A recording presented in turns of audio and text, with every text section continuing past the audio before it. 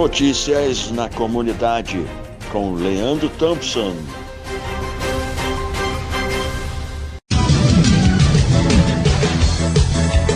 E aí pessoal, tudo bem? Eu sou o Leandro Thompson, chegando aqui no nosso quadro Notícias na Comunidade, quarta-feira, 4 de setembro de 2024. Vamos lá? A economia surpreendeu no segundo trimestre. Sabe por quê, galera? O PIB cresceu 1,4% frente aos 3 meses anteriores, conforme dados do IBGE. Analistas de mercado esperavam o resultado próximo a 0,9%. Em relação ao mesmo período de 2023, a expansão foi de 3,3%. A alta foi puxada pela indústria e pelos serviços, enquanto a agropecuária recuou um pouquinho.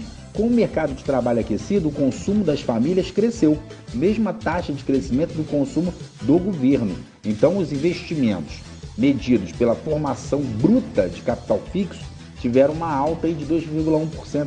Em nota, o Ministério da Fazenda afirmou que o ritmo de crescimento deve seguir acentuado, ainda guiado por impulsos vindos do mercado de trabalho e pelas melhores condições de crédito a famílias e empresas comparativamente ao ano anterior.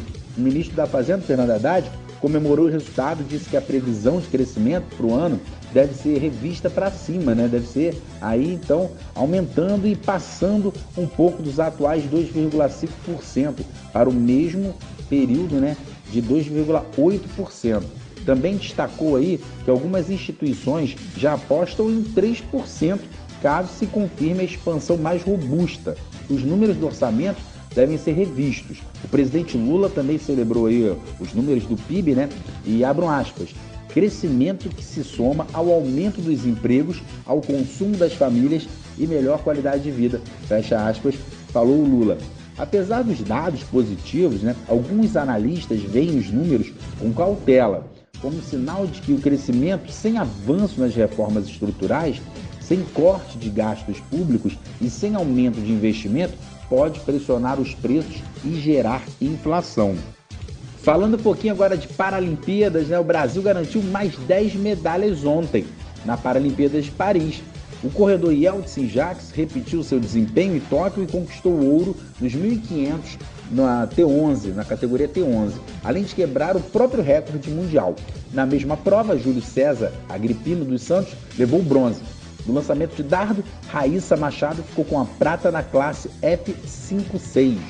O outro ouro veio da velocista Jerusa Geber, nos 100 metros, na classe T11, tendo a companhia no pódio de Lorena, com o bronze. Já Rayane Soares levou a prata nos 100 metros da classe T13, enquanto Matheus Evangelista ganhou o bronze no salto, distância da classe T37.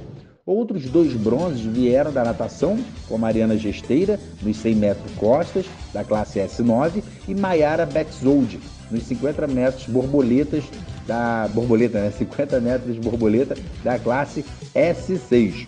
Mesmo com a derrota na semifinal do individual feminino, da classe 10, Bruna Alexandre conquistou o bronze no tênis de mesa, pois não havia disputa pelo terceiro lugar. E ela conseguiu ficar com bronze diretamente. Então o Brasil está fazendo bonito na Paralimpíada de Paris 2024. Pessoal, vocês perceberam que nos últimos dias um fenômeno chamou a atenção dos moradores aqui do Rio de Janeiro e também de outras cidades do Brasil inteiro? O sol apareceu com uma tonalidade alaranjada e avermelhada. Uma imagem que, embora visualmente impressiona, carrega consigo uma triste realidade. O efeito é causado pela poluição atmosférica decorrente da fumaça de queimadas que tem atingido áreas florestais, tanto no município do Rio de Janeiro quanto em outras partes do estado e do país inteiro. O impacto das queimadas não se limitou apenas ao estado do Rio.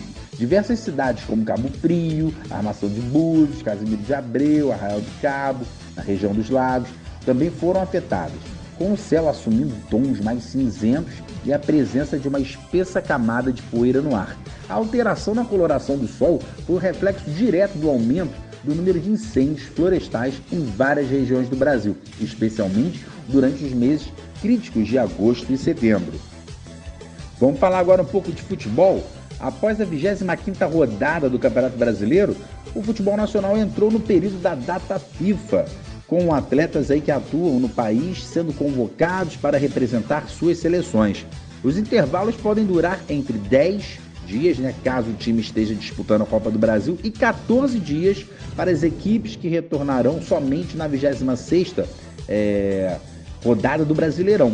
Então a galera que só está no Brasileirão, 14 dias aí de intervalo, 2 semaninhas, e a galera que está disputando a Copa do Brasil, 10 dias. Mesmo com a sequência, sem partidas, os clubes, após um breve ato de descanso, voltam à rotina de treinamentos, com um benefício para o aspecto físico dos jogadores, né?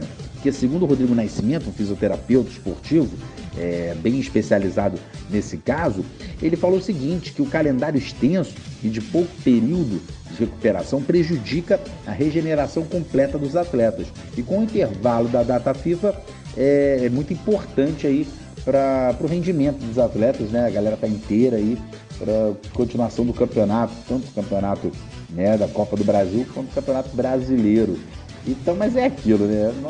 O torcedor aqui do outro lado entende que o atleta precisa, sim, do intervalo, uma regeneração, e aqueles que jogarão pelas suas seleções, nem intervalo terão, né?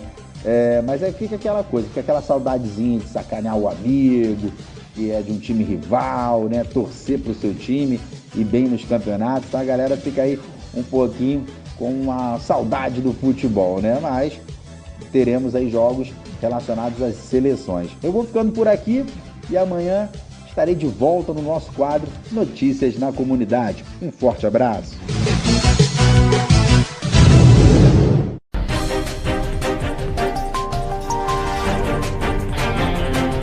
Notícias na Comunidade com Leandro Thompson.